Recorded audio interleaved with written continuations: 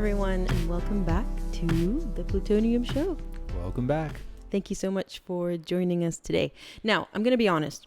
There's a lot more that I would have liked to cover today, but there's simply not enough time. So what I'm going to do is just talk about the more pressing and more recent matters. And I will be making a video later in the week to talk about another big topic that's come up.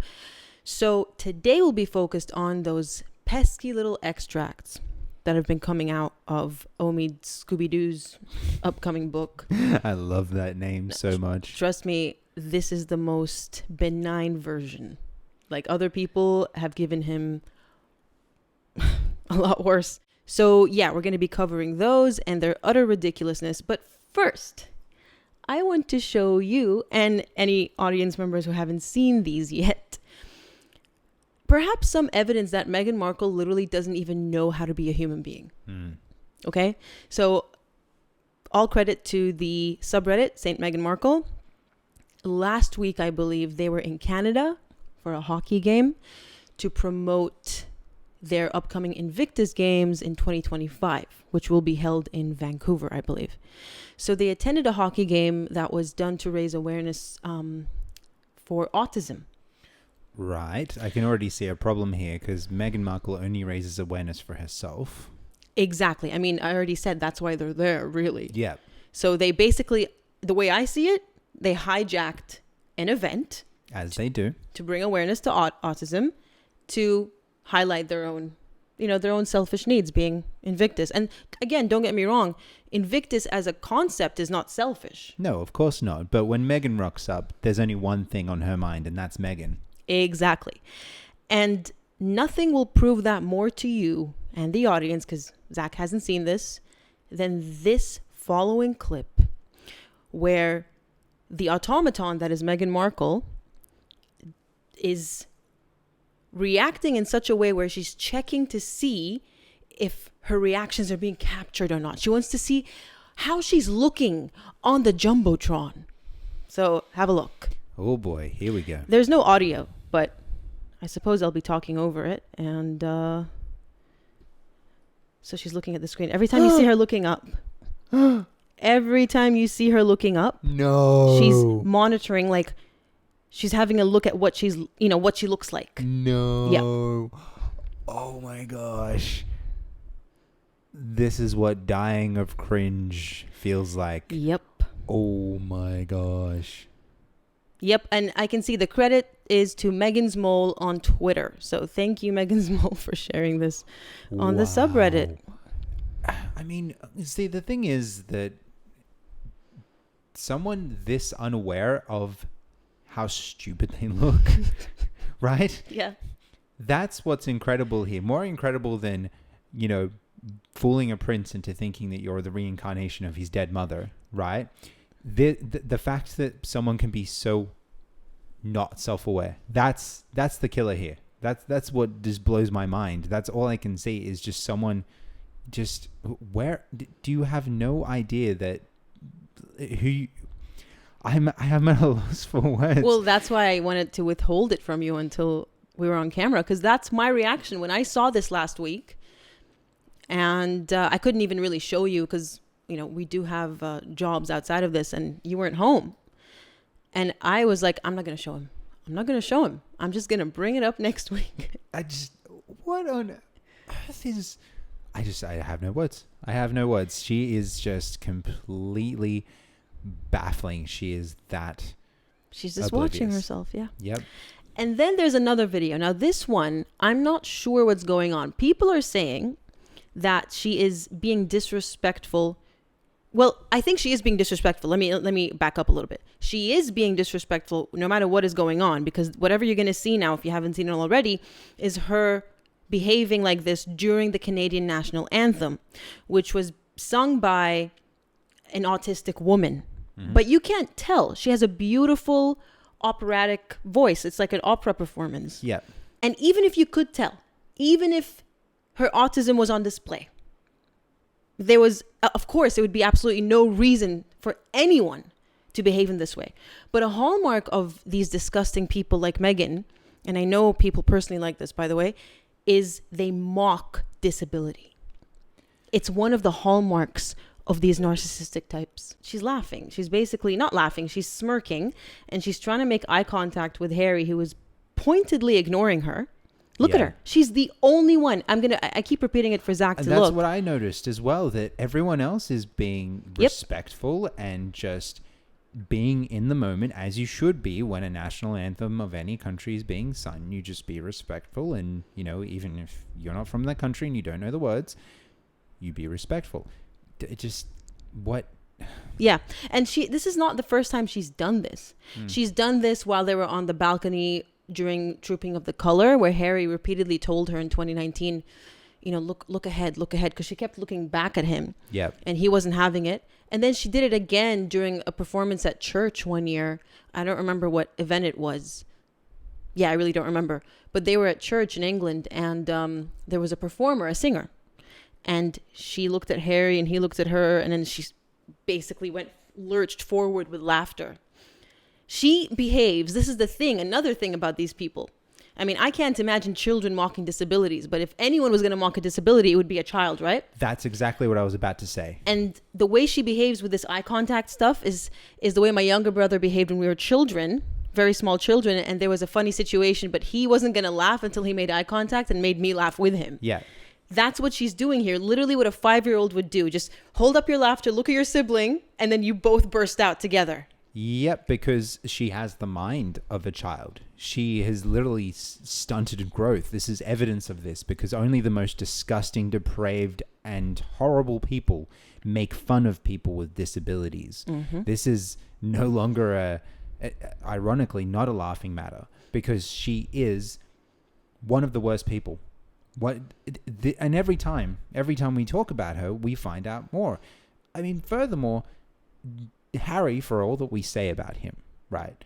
Harry knows how to attend an event. Harry knows how to follow ceremony, right? I suppose be respectful. Be respectful. He knows how to wear his suit. He knows how to do a lot of things, right? Even though he does a lot of stupid stuff, he can still fall in line and be at that event. Mm-hmm.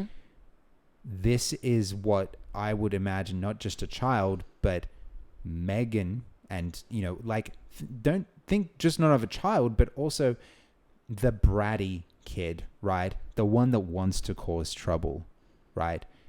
That's what she reminds me of. Yep. How can you make fun of anyone with a disability, especially because it's the jealousy angle too, right? She is so jealous that she's not the one singing the national anthem, that she's not the one with everyone looking at her, so she mocks them. And I really want to stress, not that there would be anything wrong if the disability were obvious, but it wasn't. It was just a beautiful performance. Yep. Because when I first heard about this, I thought, okay, I'm not okay, my goodness, but I thought, I want to listen. What was she laughing at? What was funny? You know, what was it? You know? And there was nothing out of the ordinary. If you hadn't told me, and again, I want to stress because this is the internet, there's nothing wrong with being autistic. But if you hadn't told me that the woman with the beautiful voice was autistic, I wouldn't have known. Mm-hmm. I wouldn't have known. It didn't come through. So yeah, the jealousy angle, I guess. Yeah. But karma, as they say, is a beach. And this year, karma has delivered just in time for Christmas. I mean, it's delivered, you know, unpleasantries to Meghan and Harry multiple times throughout the years, don't get me wrong.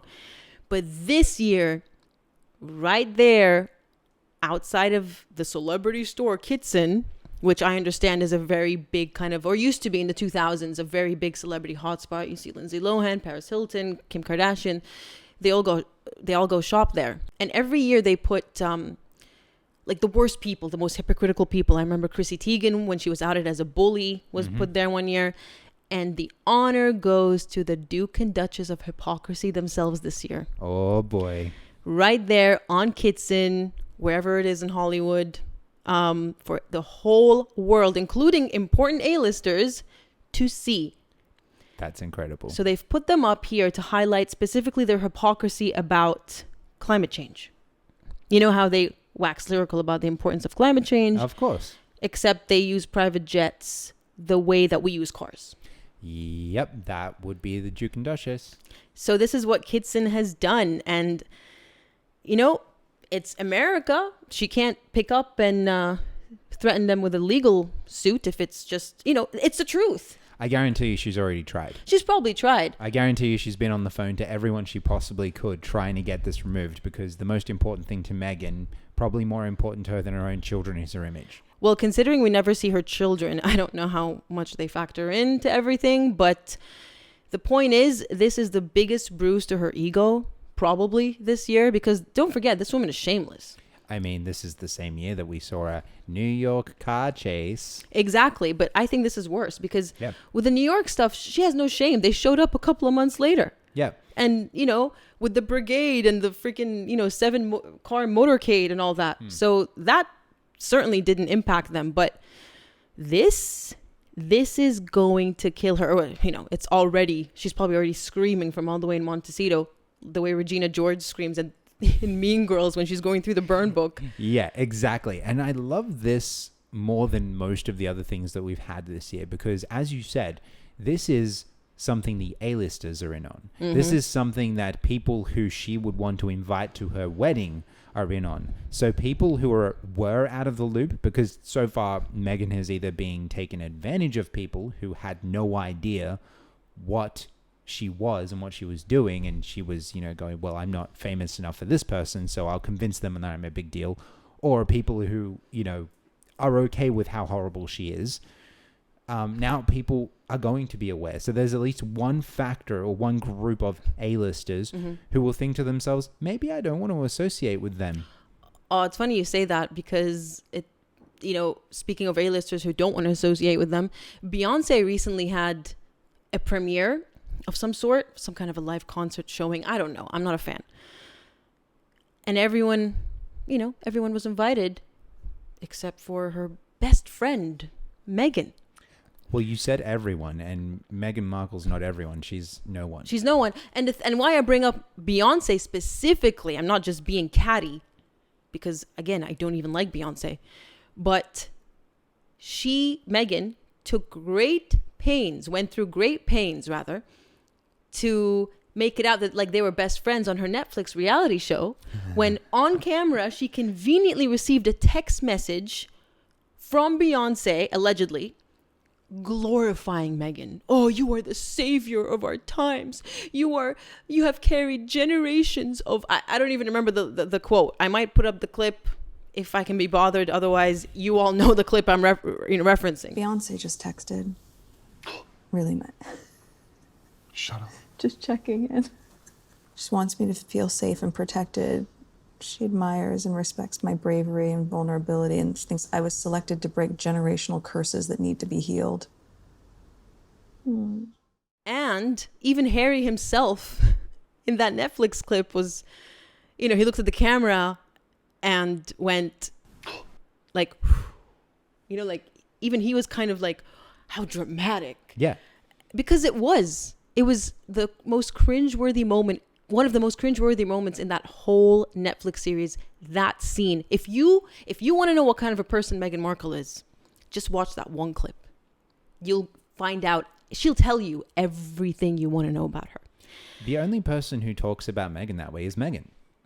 Exactly. And I mean, if she thought you were some savior and the carrier of generational pain, whatever she said, allegedly said, I assume she would have invited you to her premiere, but she didn't. Yeah, totally pops the balloon there. And all this to say, again, it's not just petty cattiness. It's just to say her goal was to infiltrate that social set. Let's not forget. Mm-hmm. Because she, in her deluded mind, thinks that celebrity is on top of royalty. Yeah. That's why this whole thing even happened with Meghan, because she couldn't understand the gravity of and the meaning of royalty. Mm-hmm. So she's failed at infiltrating the social set, and we're seeing all the evidence here. Kitson being snubbed by Beyonce, etc., etc. We're running out of time, so I just want to quickly, very briefly point out something else I picked up in the subreddit, which is an article from 2016 where Meghan clearly states that a neutral palette, now this is beyond, you're a guy, you're not going to be completely interested in this, but a neutral tone palette is her go-to when it comes to her clothing. And in the Netflix reviews that I've made, I even put up a bunch of photos pre-royal family where she wore just really muted tones, white, black, beige. And she said the royal family, you know, she wore those colors, these muted colors, because she didn't want to stand out and steal their thunder. I remember that. So now someone pulled up an article from 2016 where, you know, before she even, maybe before she met Harry, maybe after, but very early in the story, where she goes, yeah, my palette is neutral. Do you even know the lies that you've put out there? This is what's insane about her mental delusion, is that she has no idea in 2023 how easy it is to disprove everything she says. Yep. Because anyone else who had any semblance of any brain power would simply go, if I put something on the internet, it's not only there forever, but it can be disproved or referenced at any time in the future. This is 2016. This is 8 years ago. And here we are. 7 years ago. 7? Almost 8 now. Almost but it's 8. Currently, yeah. Yeah, but this is how they are, these people. Yep. These liars, they're so deep in their own web of lies that they either forget what they've put out there or they think people are too stupid to go and find it. And that's what I think. I think that she thinks other people are so stupid. Probably partially a projection, because she can do some really, really baffling things, like, I don't know, making fun of disabled people. Well, we don't know she made fun of a disabled person. I just want to, for legal reasons, we don't know. But that's what people are surmising from that clip. That's what it looks like. Or how about looking at the screen continuously to see if they're going to look at her and her reactions. Yeah. Who? Meghan who? Who are you again? Oh, Suits. Yeah, Suits, which no one even knew about back in the day. All right, moving on to the ScoobyDoo extracts. I'm insulting ScoobyDoo. I actually really love ScoobyDoo, so I'm going to stop. ScoobyDoo is great. Yeah. But the Scobie extracts, his book is coming out, I believe, on the 28th, so tomorrow. And I'm not going to buy it. I've already said that. I've already had people ask me on Instagram if I'm going to get a secondhand copy. No, I'm not going to read it. I don't want to read it. Why would I want to read lies? I don't want to read lies. I read Spare. Yes, absolutely. Because it's the content I make and it's straight from Prince Harry. But Scobie, nah, I ain't doing it. I'm not going to read it. So what I'm going to do is rely on extracts from the media as they come out. And, you know, they have been torrentially coming out. Yep. So there's plenty of content there. Which tells me a lot about how confident they are in the sales of the book, that they have to keep pushing it with leaks so far ahead. Well, it's not leaks. I think this is just promo. Right. You're giving people tidbits, you know, like just to hype up the book. Yeah. But he's angry about it, Omid. He's basically disabled comments on Twitter because of all the backlash. Oh, no. Don't do that. And he's very angry, going, you're all taking everything out of context. I mean, gee, okay, fair enough. The book isn't out yet, but something tells me that the extracts won't read very different once context is provided, because everyone knows that Omid Scobie has an agenda. Yep. Everyone knows he's Meghan and Harry's mouthpiece. No matter what he says, no matter how much he and Harry and Meghan try to pretend not to know each other, I'm sorry, the cat is out of the bag. Absolutely. You lied to court. Exactly. So why should we believe anything he says? The only person whose speech should be disabled here is Omid Scobie's, because he's the liar here. We've seen it. We can prove it. Again, he put it on the internet. Well, I wouldn't say he's the only person. He's definitely not. The people feeding him the information. But, yeah. I mean, I don't advocate for freedom, limiting people's freedom of speech. But when it's hate speech, when you're advocating against an entire group of people being your family and lying and defaming them nonstop. Exactly. Where's the limit? There is no limit for people like this. There's no limit for Meghan. There's no limit for Omid. And that's why it's so ironic that he disabled the comment section. He couldn't take the heat, just like Meghan. Yep. Meghan wants to dish it. Omid wants to dish it. And then as soon as it comes time for Karma to come around and knock on the door, they're hiding under a rock. Yep. Absolutely. I mean, I don't condone bullying and abuse. And if that's what's been going on, obviously that's not right. But something tells me it was constructive criticism. It's the same way that most of us constructively criticize Meghan or criticize her because her behavior is appalling, rather than uncalled bullying and harassment. Yes. There's a huge difference. So I just extracted 4 points.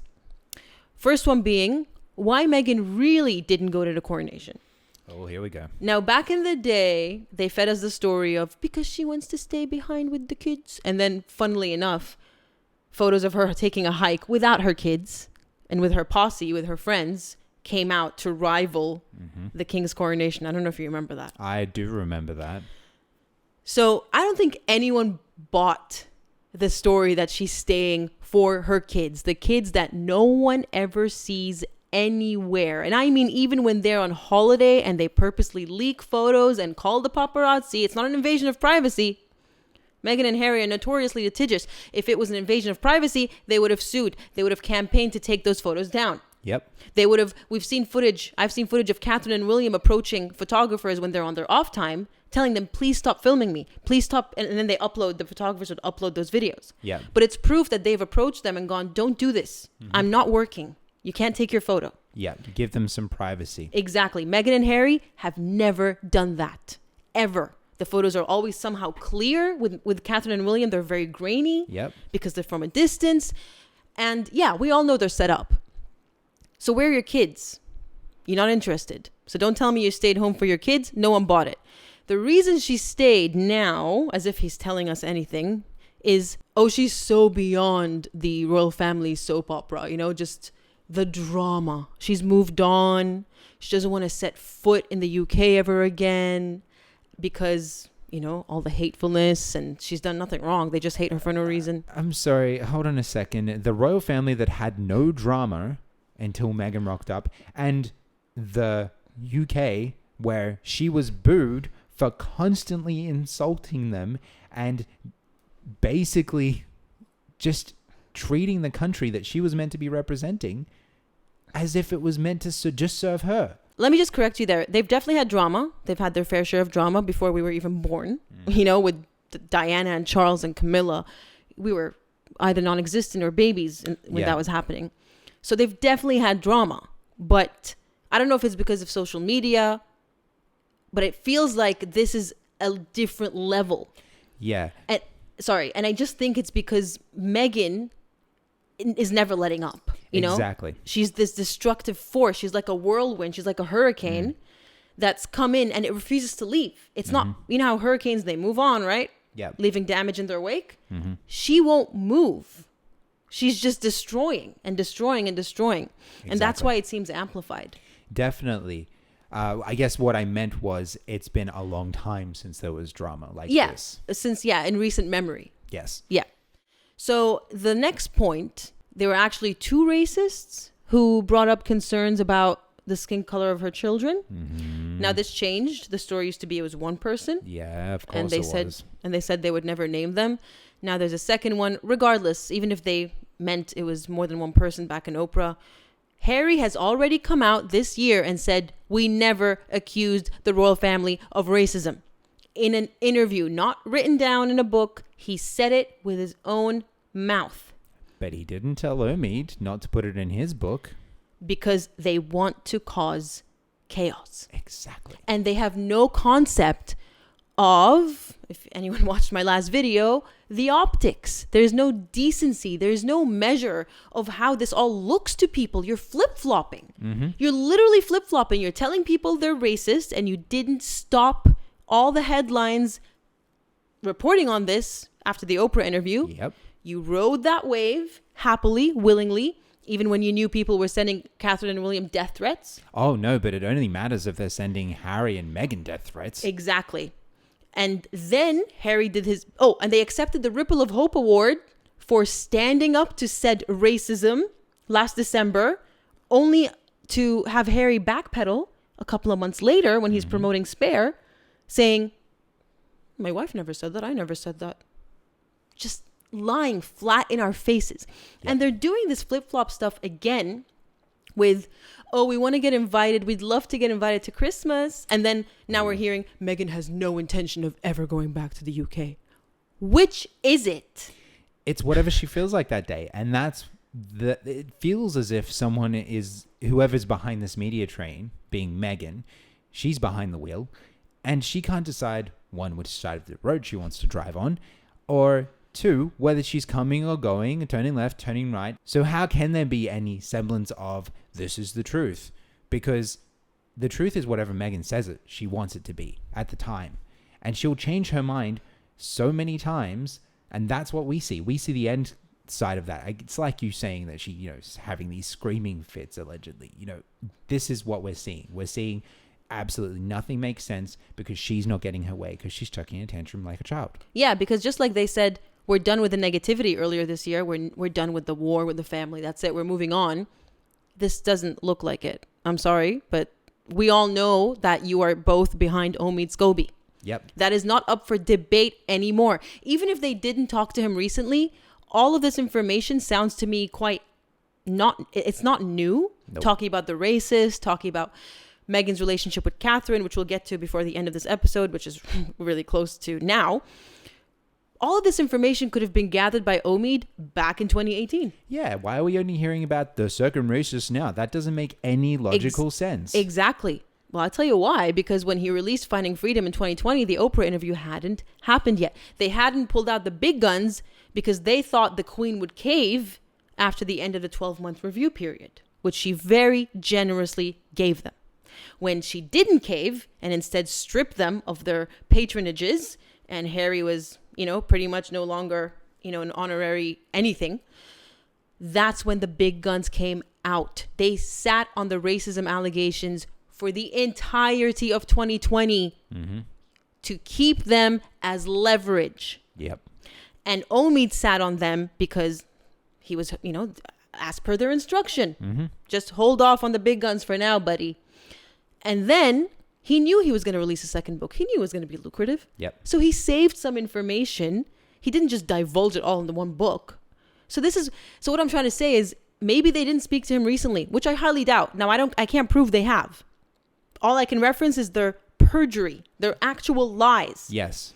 But other than that, doesn't stop the fact that Omid could have collected all this all the way back in 2018 and only chose to publish it now. And that's a best case scenario, assuming that Omid isn't just making this stuff up with Meghan. Because again, I'm not implying this is factual stuff he's writing. I'm just saying he could have, even if she lied to him and fed him lies, she could have fed him these lies all the way back in 2018. Yeah. And that's just me being generous. Exactly. And shame on him if he's truly, we know, but let's play devil's advocate here. If Omid was stupid enough to believe her lies, then shame on him for not seeing through it, because she is a proven liar. He's what you would call a flying monkey. Exactly. He is an enabler.